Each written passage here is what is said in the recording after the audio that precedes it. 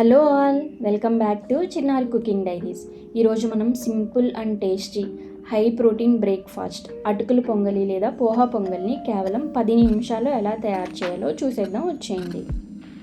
దీనికోసం నేను ఒక హాఫ్ కప్ వరకు పెసరపప్పుని తీసుకున్నానండి. దీన్ని మనం 2 నుంచి 3 సార్లు శుభ్రంగా వాష్ చేసుకుని పక్కన పెట్టుకోవాలి.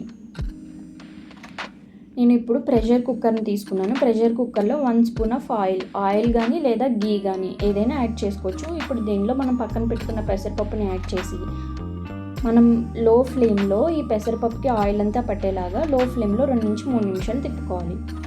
ఒక హాఫ్ కప్ పెసరపప్పుకి 2 కప్పుల వాటర్ యాడ్ చేసుకుంటున్నానండి నేను. అలాగే ఒక చిటికెడు పసుపు,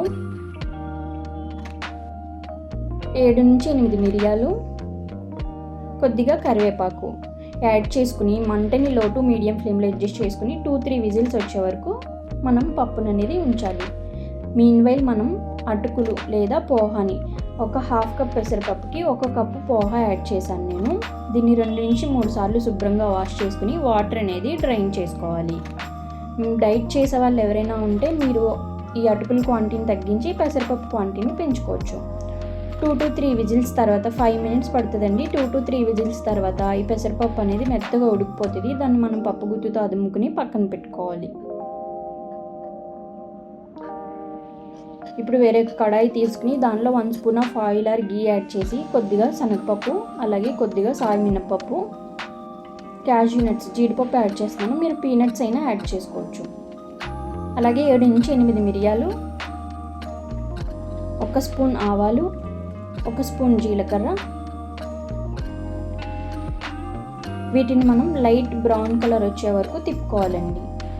ఇవి లైట్ బ్రౌన్ కలర్ వచ్చిన తర్వాత కొద్దిగా అల్లం, అలాగే ఒకటి లేదా 2 మీ టేస్ట్కి తగినట్లు పచ్చిమిర్చి యాడ్ చేసుకోండి. అలాగే నేను కరివేపాకు కూడా యాడ్ చేసుకుని మనం పక్కన పెట్టుకున్న పెసరపప్పు ఏదైతే ఉందో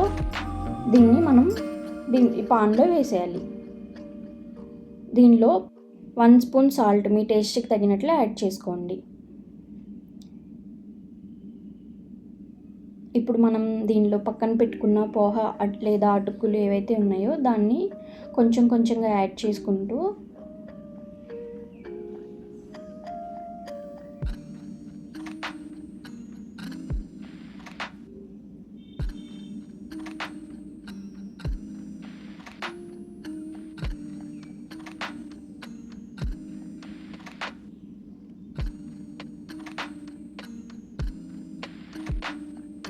దీన్ని మొత్తం యాడ్ చేసుకున్న తర్వాత ఈ పెసరపప్పు అటుకులు మొత్తం కలిసేలాగా తిప్పుకోవాలండి. మరీ మెత్తగా అయిపోయేలాగా తిప్పొద్దు అటుకుల్ని.